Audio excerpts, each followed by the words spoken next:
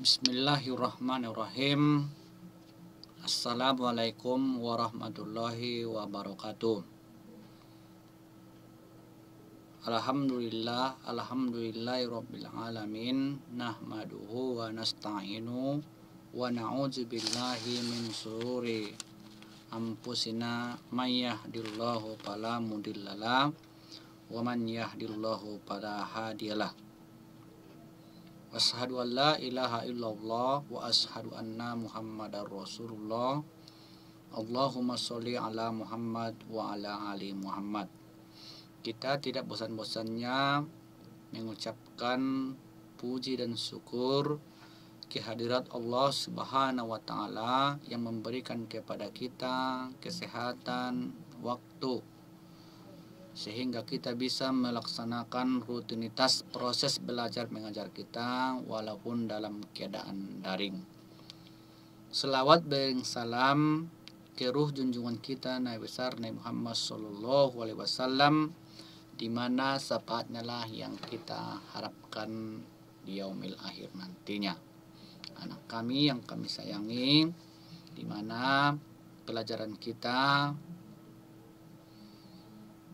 tentang muamalah ini kita melanjutkan daripada materi kita minggu yang lewat di semester genap ini, yaitu macam-macam khiyar. Ini macam-macam khiyar materi kita yang lewat.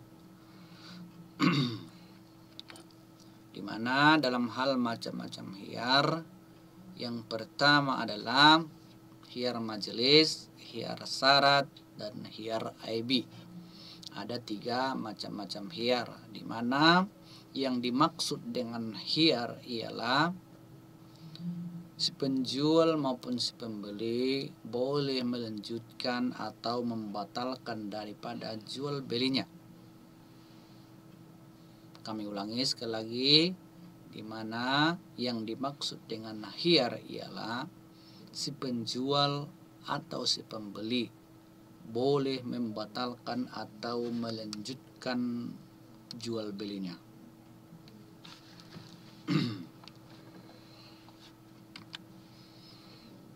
Dalam hal macam-macam khiyar ini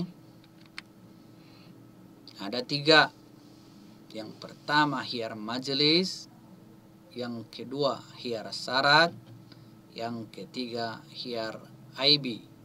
Ini sudah Bapak jelaskan minggu yang lewat, dan boleh anak kami membacanya.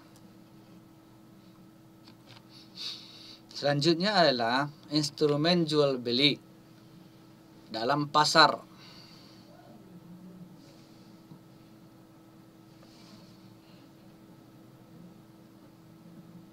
Yaitu salam, pesanan dengan uang lebih dulu, yaitu transaksi jual beli, di mana penjual memberi barang pada pembeli pada masa yang akan datang dengan pembayaran penuh terlebih dahulu.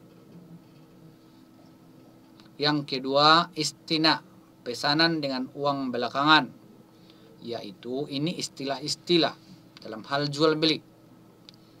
Akad jual beli dalam bentuk pemesanan pembuatan barang tertentu dengan kriteria dan persyaratan tertentu yang disepakati antara pemesan dengan pembeli dan penjual. Pemesanan pembeli dan penjual atau pembuat. Rahan atau gadai, yaitu transaksi menggunakan akad gadai.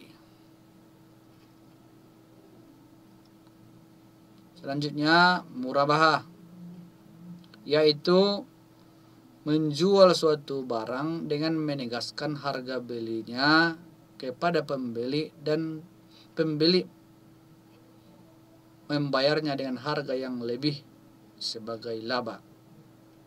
Ijarah atau kontrak, suatu kontrak sewa yang kemudian menjadi transaksi jual beli ketika menyewa menggenapkan pembayaran pada akhir kontrak. Ini kontrak.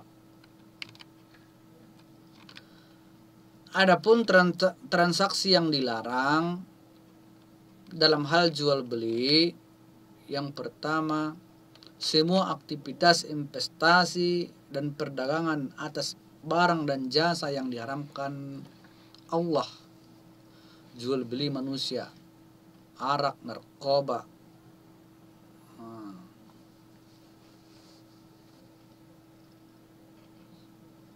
Dalam hal jual beli yang dilarang, misalnya narkoba atau minuman-minuman keras, perdagangan manusia, itu jual beli yang dilarang.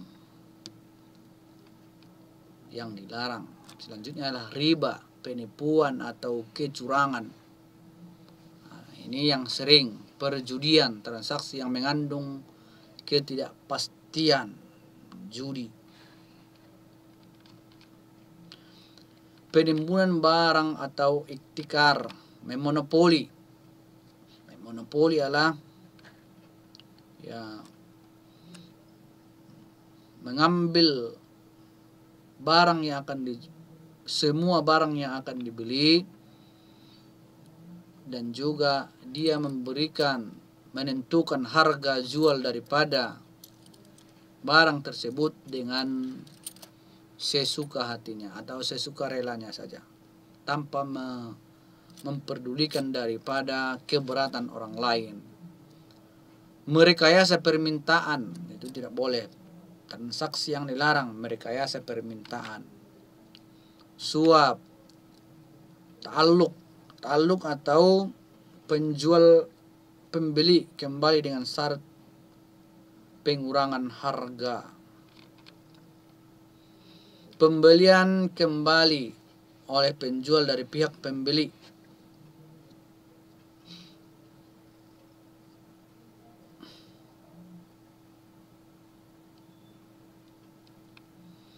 Talaki ar-rukban atau mencegat petani atau penghasil sebelum sampai ke pusat penjualan tanpa tahu harga pasar.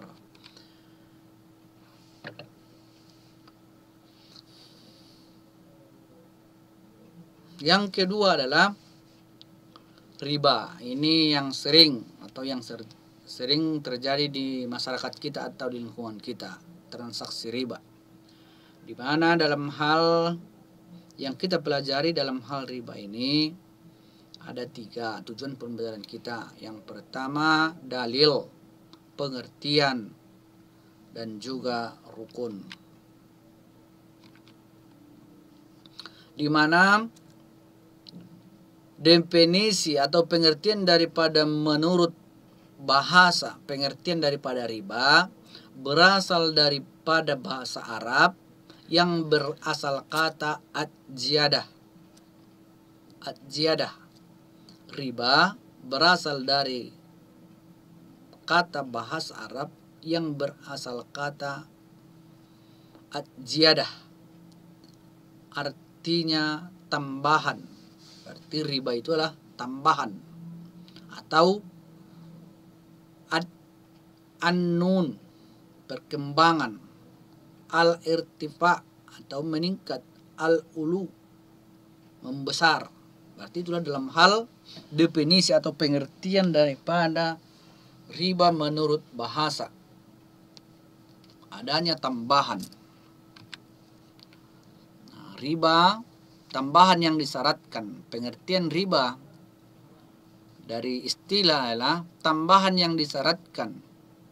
Bapak ulangi kepada anak kami, pengertian riba menurut bahasa tadi berasal dari bahasa Arab yang berasal kata ad-ziyadah.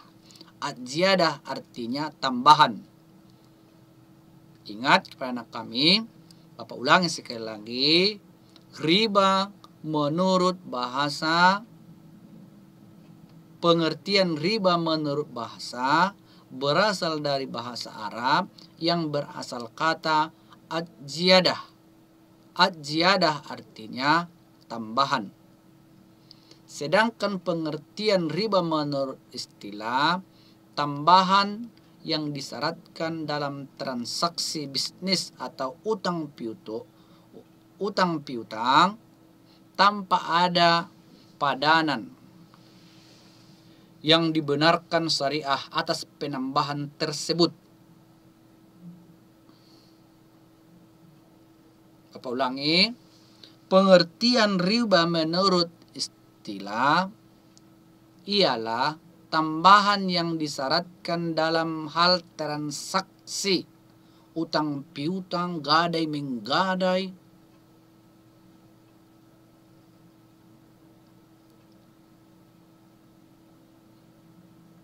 dan menambahkan tanpa ada perjanjian atau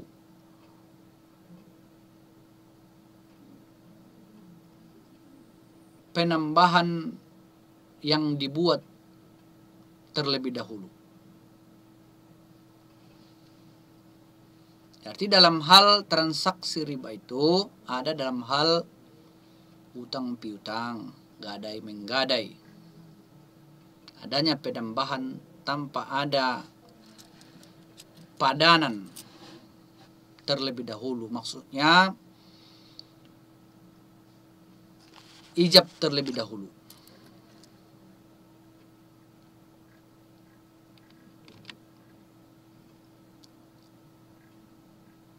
Larangan riba sebenarnya tidak berlaku dalam hal untuk agama Islam saja. Ini larangan riba ini tidak hanya dilarang dalam hal Islam, tapi di agama kita Islam juga dilarang. Melainkan juga diharamkan oleh seluruh agama samawi, Yahudi dan Nasrani. Diharamkan oleh agama Islam, agama Yahudi dan Nasrani dalam hal transaksi riba. Jadi kepada kita yang umat Islam ini pun atau anak-anak kami, agar mengetahui larangan atau diharamkannya riba. Riba termasuk dosa besar. Pembagian riba. Riba ad-duyun, riba al-buyu, riba al-qard, riba jahiliyah, riba nasa, riba padal. Ini dalam hal macam-macam riba.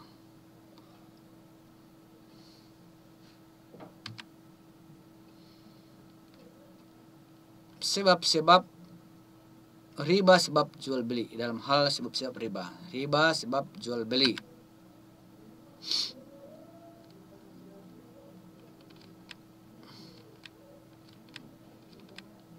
Dalam hal riba padal atau pertukaran, di mana dalam hal terjadi riba itu dalam hal pertukaran, misalnya emas, perak, gandum, kurma. Misalnya dalam hal garam, di mana dalam hal pertukaran, misalnya emas yang dipinjamnya 5 gram, yang dipinjamnya 5 gram. Pada saat pengembaliannya adanya tambahan daripada emas itu. Misalnya dalam hal 1 gram menjadi 6 gram. Tambahan yang demikian adalah yang disebut dengan riba padal. Yang sejenis. Berarti riba padal adalah yang sejenis. Sama-sama yang dipinjamnya itu misalnya emas. Yang dikembalikannya emas. Tapi adanya tambahan pada saat pengembaliannya itu. Maka disebutlah itu riba padal dalam hal pertukaran. Adanya tambahan yang sejenis pada saat pengembalian. Misalnya tadi emas, perak, gandum, terigu, garam. Pada saat pengembaliannya itulah tambahannya itu, maka disebutlah itu riba padal atau dalam hal sejenis. Yang dipinjamnya itu A misalnya, dikembalikannya juga A. tapi ada tambahan atas pertukaran atau pinjam meminjam tadi dalam hal gadai tadi, gadai menggadai. Ya, sejenis tapi beda ukuran, beda dalam hal ukuran. Dalam hal pinjaman alat tukar, ini dalam hal nasiah, uang dengan emas, uang dengan lemari, dengan meja. Tapi